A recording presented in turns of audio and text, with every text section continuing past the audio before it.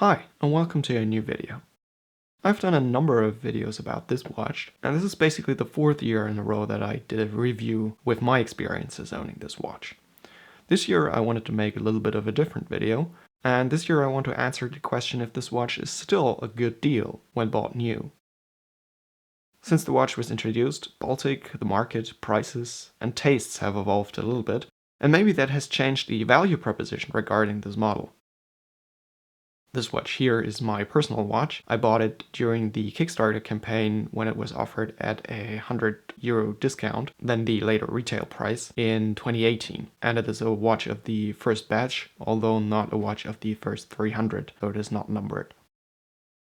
This watch is the model with the, let's say, vintage or faux patina dial, so it has cream lume and differs in that way from the regular model.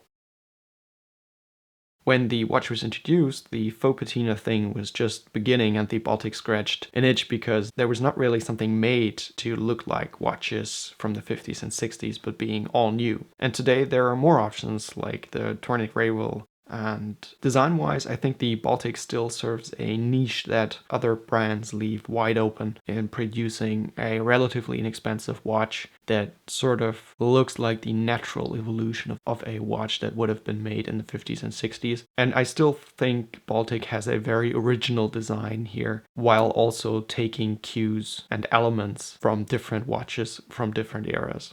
And I still think that design-wise, this is a package that works very, very well and has its own identity, which I very much value, because if you just try to design a watch yourself, it's very difficult to create something that is both familiar and also its very own thing at the same time. Since Baltic announced this watch in 2018 and first delivered it in spring of 2019, they have extended the collection with a series of bronze versions of this watch. They also added the GMT version of this watch, which works sort of with the same design language. And they also have introduced a more modern interpretation of what this watch could be if it wouldn't play with the historic elements in it, and released a titanium version of this watch. I still love the proportions of this watch, and despite the relatively low price, the watch has kept up very well. As I already discussed in one of the previous videos, the way the Baltic is constructed is very high quality and it's very durable, with both crystal and bezel being made out of sapphire, an all-around brushed case that hides scratches and general wear very, very well. And this makes this watch look very fresh, still after even 4 years of wearing it basically every single day. After 4 years of active and extensive wear, we also get to a point where the movement really shows what it's made of. As you have seen in another video, I had this watch opened once before to adjust the movement because it was constantly running a little bit too fast. Other than that, the movement has not been serviced. The watch runs still a little fast. It gains a little time in almost every orientation, making the errors end up over the days. But it's nothing too dramatic, and I see it definitely as a regulation issue, which also could be on my case here, and it does not seem to be a problem in terms of durability of the movement. Other than that, the movement still holds up very well. The rotor noise was a concern for many when the watch was introduced with this movement, but has not proven an issue in the beginning. Lately, I do start to hear the rotor a little more and more often, but not in an alarming way. And I guess that's to be expected after many drops to the floor, extensive wear, and ultimately because of the unidirectional rotor, which spins freely in one direction, and therefore, I guess, puts a little more wear on the ball bearing than a bidirectional rotor would do.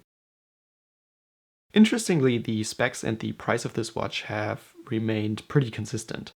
I think the proposition has not changed much. The market position has grown stronger with generally rising prices and inflation, and the watch might have seemed to some people a little overpriced when it was introduced back in 2018, but now in light of the inflation in recent years and the price of this watch not having changed much, I think the watch now might be closer to what it is worth than ever before, so I still consider it a good deal and a fair deal.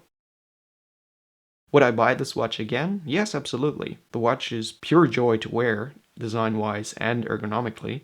But maybe today I would probably go for the white version or the titanium version, although the titanium version being technically a different model and being a lot more expensive being made out of titanium. And I probably would wear these two models instead of a faux patina or a blue gilt version. So in that sense, my taste has also maybe evolved a little bit, but I'm still very happy with this watch, and the faux patina is nothing that bothers me or that I constantly stumble over. I also would probably wear this watch with a flat link bracelet that Baltic offers since the watch was introduced. And if you buy a AQUASCAPHE now, you can also order it with this flat link bracelet. That wasn't available in the beginning, and I would probably go for this bracelet right now because I think the look is pretty fresh and interesting. But as I also said in a previous video, I sort of did not order this watch with a strap because I have a very small wrist, and I suspected that the bracelets could not be made small enough to be able for me to wear. Given the fact that Baltic has kept the Miyota 9039 movement, but also kept the price steady, I still consider this watch to be a fair deal, especially considering the hike in inflation in the last 2 years. If Baltic would increase the price, I would like to see the watch get a new movement, honestly, because in that case I would feel there would start to be kind of a significant gap between the price of the product and the movement that is used in this watch. But so far I have to say, thumbs up Baltic, and I'm looking very much forward to another year with this watch. Thank you for watching this video. I hope you enjoyed it. Like and subscribe if you don't want to miss out on new videos in the future. And you can also follow me on Instagram for more content. You find the link for Instagram in the video description. If you have any watchmaking related questions, or if you have any ideas for future videos, feel free to comment them in the comment section down below. Thank you, and I hope to see you in the next video again.